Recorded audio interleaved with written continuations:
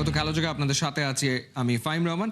আসর শুরু অথচ ট্রফিটাই দেখেনি কেউ। বিপিএল চলছে বাংলাদেশে, আর বিপিএল ট্রফি এখনো দুবাইতে। তবে টুর্নামেন্টের মাঝামাঝি নাকি ওটা দেখা যাবে। $25,000 খরচা পড়েছে নতুন ট্রফি বানাতে। বিতর্ক যতই থাকুক, বিপিএল ঘিরে বিসিবি চায় মাঠের খেলাটা জমে উঠুক। তাই সব উইকেটই নাকি হবে ব্যাটিং প্যারাডাইস। সিলেট থেকে নাহিয়ান বিন জসিমের পাঠানো রিপোর্ট। শুরুতেই জমে ক্ষীর বিপিএল এর 12তম আসরটা। অন্তত মাঠের ক্রিকেটটা কিন্তু রীতিমতো এক্সাইটিং হয়েছে বলতেই হবে। শান্তর সেঞ্চুরি, পারভেজ ইমনের দুর্দান্ত 50, মুশফিকুর রহিমের জ্বলে ওঠা। কি ছিল না প্রথম ম্যাচটাতে? শুধু একটা জিনিসই ছিল না, যেই আসরটা চলছে, যেই আসরটাকে ঘিরে এত উত্তেজনা, সবার এত আগ্রহ, পুরো গ্যালারি ভর্তি দর্শক, সেই আসরের ট্রফিটা আসলে কোথায়? এখনো পর্যন্ত ক্যাপ্টেনরা সেই ট্রফিকে সামনে রেখে ছবি তুলেননি, যেটা গতানুগতিক আমরা দেখে থাকি বিপিএল আসলেই। বিপিএল এর আসর চলছে, বিপিএল এর ট্রফিটা আছে দুবাইতে। ওইটা ডায়মন্ড স্টাডেড ট্রফি, তো $25,000 এটার ট্রফিটার costing. So for some reason Swagat ভাই যেটা বললো, ওটা আমাদের রিসিভ করতে একটু ডিলে হচ্ছে, বাট ইনশাল্লাহ ভেরি সুন চলে আসবে। তো আমরা আশা করি যে ট্রফিটা দেখলে আপনাদের ভালো লাগবে। এখন আমাদের ডিসিশন হলো ট্রফি আমরা উন্মোচন করব এবং আপনাদেরকে ডাকবো। বিতর্ক না হলে কি আর বিপিএল জমে? ঠিক শুরুর আগের দিনই কিন্তু সেই বিতর্কগুলো রীতিমতো রাঙিয়ে ফেলেছে বিপিএলকে। কিন্তু তারপরও মাঠের ক্রিকেটে যেভাবে শুরু হয়েছে সেটা একটা ইঙ্গিত দিচ্ছে যে এবারের বিপিএলে রানের বন্যা হবে, এবং সেটাই এনশিওর করতে চেয়েছে বিসিবি এবং বিপিএল গভর্নিং কাউন্সিল। যার কারণে ম্যাচের আগের দিনও বা টুর্নামেন্ট শুরুর আগের দিনও দেখা গেছে বিসিবি সভাপতি খুঁটিয়ে খুঁটিয়ে উইকেট দেখছেন, এবং শুরু হবার পরও কিন্তু যারা দায়িত্বে আছেন, বোর্ডের পরিচালকরা কিংবা বিপিএল গভর্নিং কাউন্সিলের যারা দায়িত্বে আছেন, তারা বলছেন যে এবারের পুরো বিপিএলটা ঠিক এভাবেই রানের বন্যা থাকবে, ব্যাটসম্যানরা রান করবে। আমাদের প্রেসিডেন্ট সাহেবের সবসময় ইচ্ছা যে একটা ভালো ক্রিকেট মানে ভালো উইকেট। তারপর আপনি দেখেন যে ওয়ার্ল্ডের one of the best curator is in town.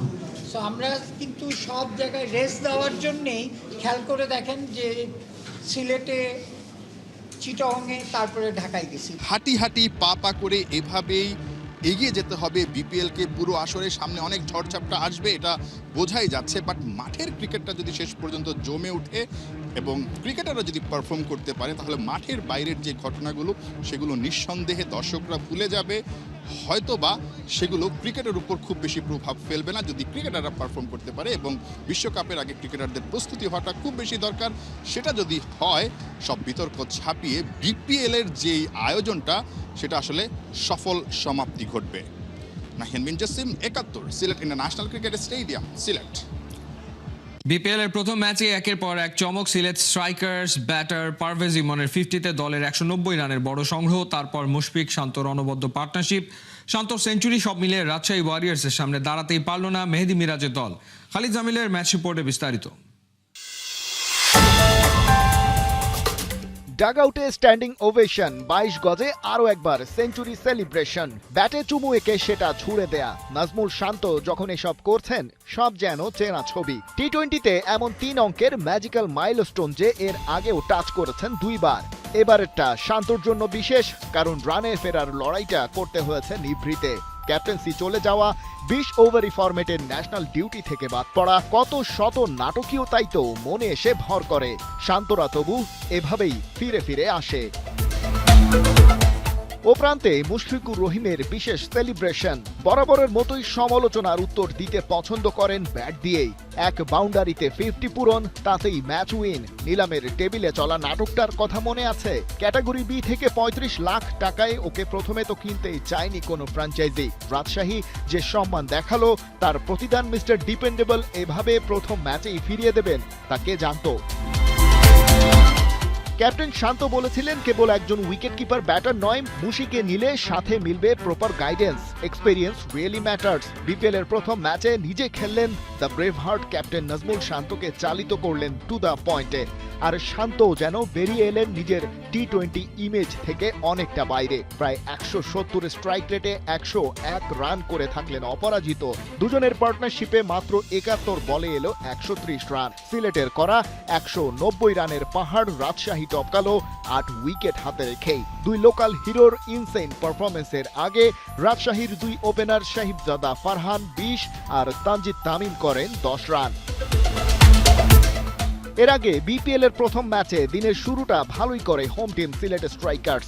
দলের পাকিস্তানি রিক্রুট সিয়াম আইয়ুবের স্ট্রাইক, এক পাশে রনি তালুকদারকে অ্যাঙ্কর রোলে রেখে সমানে ব্যাট চালান। 3 বাউন্ডারি আর 1 ওভার বাউন্ডারি ওর ব্যাটে। 15 বলে 28 রানেই যদিও থামতে হয় ওকে। প্রায় 190 স্ট্রাইক রেটে ব্যাট করে পাকিস্তানি ওপেনার ফিরলেন লঙ্কান পেসার বিনুরা ফার্নান্দোর বলে।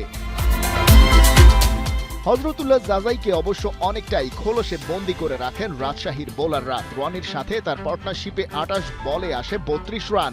আফগান ব্যাটার ফিরেছেন 18 বলে 20 করে রাজশাহীর নেপালি রিক্রুট সন্দীপ লামিচানের বলে। 4 বাউন্ডারি হাঁকানো রনি ফিরেছেন ব্যক্তিগত 41 রানে। 120 স্ট্রাইক রেট আহামরি কিছু না, তবে ব্যাটিং অর্ডারের বাকিদের সাপোর্ট দিয়েছেন দারুণভাবেই। তবে সিলেটের ভাইটাল পার্টনারশিপটা ছিল পারভেজ হোসেন ইমনের সাথে আফিফ হোসেন ধ্রুবর। ইমন জাতে ওপেনার হলেও টিম কম্বিনেশনের কারণে এদিন নেমেছিলেন নাম্বার 4-এ। 41 বল খেলে দুজনে মিলে সিলেটের স্কোরবোর্ডে জমা করেছেন 86 রান। রাজশাহীর বোলারদের শাসন করেছেন দুজনে মিলেই। পারফরমেন্সের কারণে ন্যাশনাল টি-20 স্কোয়াডে প্রাপ্ত হয়ে পড়া আফিফ যেন এদিন গা ঝাড়া দিয়ে উঠেছেন রীতিমতো। একবার বাউন্ডারির বাইরে আছড়ে ফেলেছেন বল, আর 4-এর মার ছিল 1 হালি। রান আউটে কাটা পড়ার আগে ওর ব্যাটে আসে 19 বলে 35। তবে পারভেজ ইমনের ইনিংসের কাছে অনেকটাই ম্লান আফিফ। টাইগার ওপেনার ছক্কাই মেরেছেন শুধু 5টা, তার সাথে 4 বাউন্ডারির মার তো ছিলই। শেষ পর্যন্ত অপরাজিত থেকেছেন 65 রানে, সেটাও মাত্র 33 বলে। স্ট্রাইক রেট 200 ছুঁই। সেই সুবাদে সিলেট টাইটান্স চড়ে 190 রানের পাহাড়ে। বিশ্বকাপের আগে এমন ইনিংস দিয়ে বিপিএল শুরু করাটা ইমনের নিজের কাছে তো বটেই, টাইগার সমর্থকদের জন্য আশা জাগানিয়া। এখন চাওয়া খালি পরের বিগ অ্যাচিভমেন্ট পর্যন্ত টেনে নিয়ে যান। খালিদ জামিল, 71। টি-20 দল থেকে বাদ পড়ে একাই কঠিন পরিশ্রম করেছেন। টানা রেঞ্জ হিটিংয়ে হাতে ফোসকাও পড়েছিল। বিপিএল এর শুরুতেই পেলেন সেই ফল, দিলেন নিজের ব্যাটিং অ্যাপ্রোচ নিয়ে সমালোচনার জবাবটাও। সিলেটকে হারানো ম্যাচে 168 স্ট্রাইক রেটে 60 বলে 101 রান করে মাঠ ছেড়েছেন রাজশাহীর জয় নিশ্চিত করে। সিলেট থেকে নাইয়ান বিন জসিমের পাঠানো রিপোর্ট।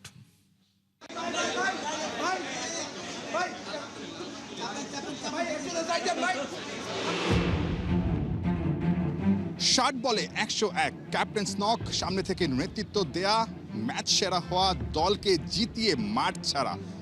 দিন শেষে এরকম একটা পারফরমেন্স দিয়ে যদি টুর্নামেন্ট শুরু করা যায়, এর চাইতে ভালো আর কি হতে পারে। নাজমুল শান্ত সেভাবেই শুরু করেছেন এবং তার যে রিয়াকশনটা সেটা মাত্র একটা শব্দে শুধুমাত্র আলহামদুলিল্লাহ বলেছেন। এরকম একটা শুরুটাই তিনি চেয়েছিলেন। ঠিক তার যেই ইন্টেন্ট এবং ইম্প্যাক্ট, এটা নিয়ে অনেক সময় কথা হয়, তার ব্যাটিং অ্যাপ্রোচটা নিয়ে কথা হয় যে নাজমুল শান্ত কি আসলে টি-20 বান্ধব ব্যাটিং করতে পারেন। আজকের ম্যাচটা যদি দেখেন, সেখানে তিনি 60 বলে 101 রান করেছেন। ঠিক যেভাবে দলকে জেতানো দরকার ছিল, বড় টার্গেট তারা করতে নেমে ঠিক সেভাবেই খেলেছেন। ঠিক একদিন আগেই কিন্তু তিনি প্রেস কনফারেন্সে এসে বলেছিলেন যে আমার অ্যাপ্রোচ নিয়ে কথা হয়, কিন্তু আমি চাই দলের যখন যেভাবে দরকার, যে স্ট্রাইক রেটে খেলা দরকার সেভাবেই খেলতে চায়, এবং নাজমুল শান্ত কিন্তু সেটাই করে দেখিয়েছেন। এমন না যে প্রতিদিন যে অনেক পিটাপিটি করতে হবে, অনেক হায়ার স্ট্রাইক রেটে ব্যাটিং করতে হবে, জিনিসটা এমন না।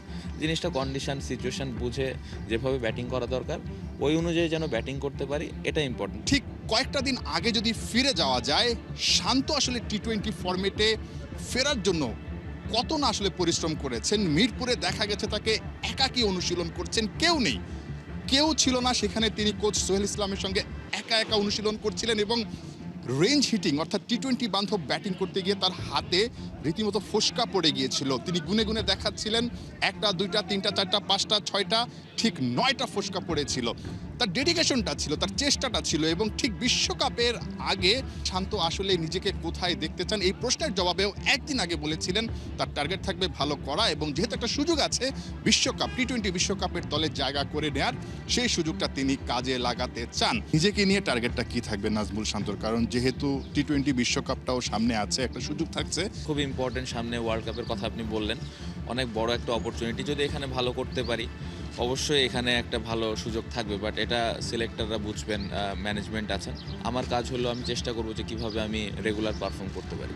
রাজশাহীর বাসটা চলে যাচ্ছে এবং রাজশাহীর বাসে করেই শান্ত চলে যাচ্ছেন টিম হোটেলে, তবে ফিরে আসবেন আরও শক্তিশালী হয়ে, সেই আশাটাই হয়তোবা তিনি করছেন এবং সেই টার্গেটটা নিয়েই তিনি এবারের সিজনটা শুরু করেছেন দুর্দান্তভাবে সিলেটের বিপক্ষে ম্যাচ দিয়ে। Nahiyan Bin Jasim, ৭১, Sylhet international cricket stadium, Sylhet. Match winning শটে নিজের 50, মুশফিকের বাঁধ ভাঙা উল্লাস, শরীরী ভাষায় যেন বোঝালেন নেতিবাচক কথা কানে নেন না। ব্যাটটা এখনো হয়নি বুড়ো, নিলামের দল পেতে ঘুম ছুটে যাওয়া মুশফিক প্রথম ম্যাচে মন কেড়েছেন। এবার তার ভাইও কি উইলোর ঝড় তুলে সবাইকে জবাবটা দেবেন।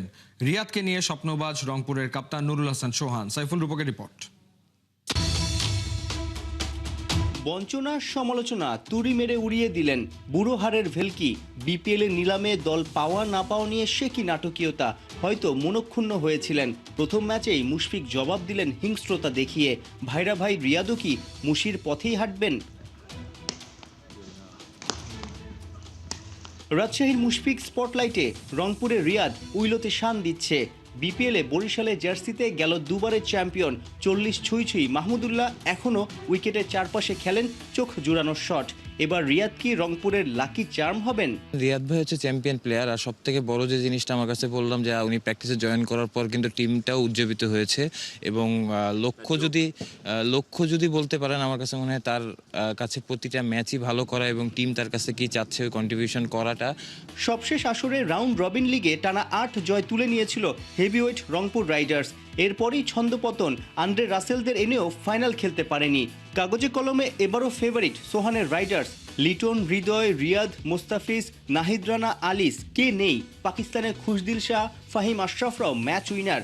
ভাগ্যের পরিবর্তন কি হবে এবার? প্লে অফে গিয়ে কিছু একটা হয়, এই লাখটা আপনাদের ফেভারে আনার চিন্তাটা কিভাবে করবেন, কি করা যায় আসলে? হয়তো বিদেশিদের আসা যাওয়ার ভিতরে একটা প্রবলেম সবসময় হয়ে থাকে, সো এই দিক থেকে এই বছর আমরা আশা করব যাতে আমরা পুরো টুর্নামেন্টটাই একটা টিম হিসেবে খেলতে পারি এবং অ্যাজ এ টিম হিসেবে খেলতে পারি। এবং খুব বেশি চেঞ্জ যখন আপনার হবে তখন হচ্ছে টিমে আসলে ওই টিমের বন্ডিংসটা একটুখানি ডিফিকাল্টিজ দেখা যায়। মাঠের ক্রিকেট শুরু হতেই ভক্তদের মন কেড়েছে বিপিএল। যদিও টুর্নামেন্ট শুরুর আগের দিন চট্টগ্রাম ও নোয়াখালী দলের অপেশাদারিত্ব অনেককেই শঙ্কায় ফেলেছিল।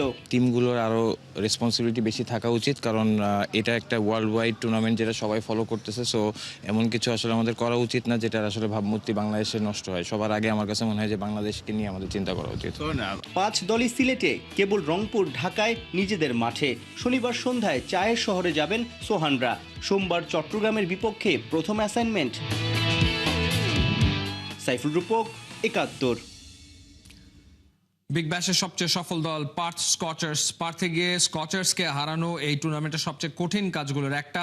সেই অসাধ্যই সাধন করলো হোবার্ট হারিকেন্স। রিশাদ হোসেনের বোলিং নৈপুণ্যে পার্থকে 4 উইকেটে হারিয়েছে হারিকেন্স। আগে ব্যাট করতে এসে ভালো শুরুই পেয়েছিল পার্থ।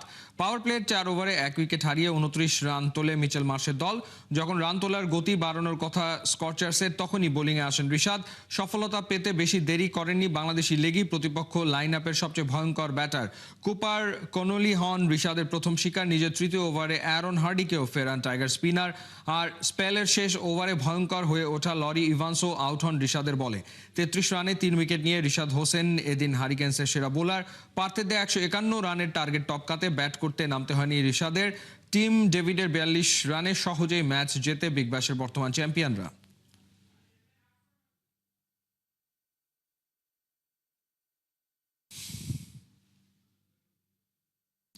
এই ছিল এই মুহূর্তের খেলাযোগে সরাসরি সংবাদ অনুষ্ঠান। দেখতে চোখ রাখুন ৭১-এর ফেসবুক পেজ এবং সাবস্ক্রাইব করুন ৭১-এর ইউটিউব চ্যানেল। ৭১-এর সাথেই থাকুন।